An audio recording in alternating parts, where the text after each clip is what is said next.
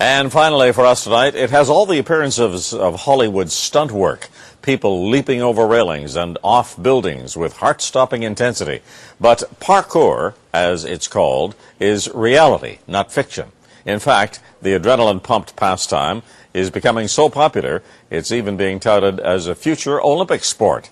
And while devotees just can't get enough, doctors are warning about the danger of jumping in feet first. CTV medical specialist Avis Favreau explains.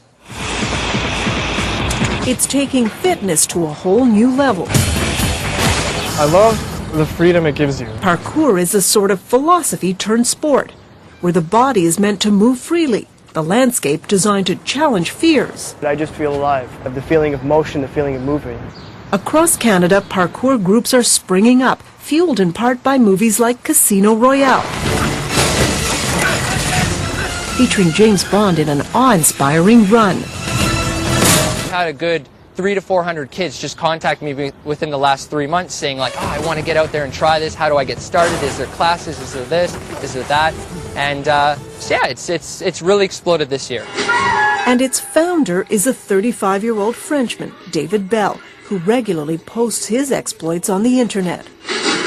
At its heart are key maneuvers that are practiced over and over until they become fluid movements. And after doing it for a little while, I think I got into the best shape of my life.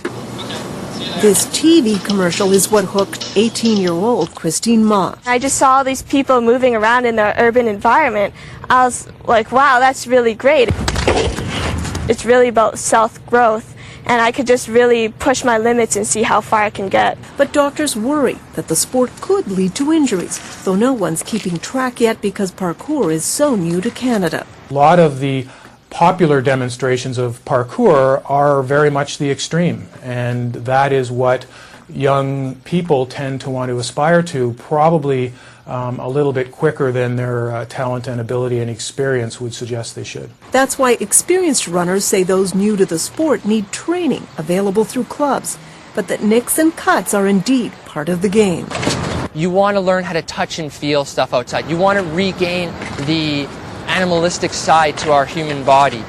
So we want to feel the concrete. We want to get a few cuts and scrapes just to feel more alive. An unconventional philosophy for an unconventional sport. Avis Favreau, CTV News, Toronto. Wow, and that's the cut-off day being this Monday, June the 18th.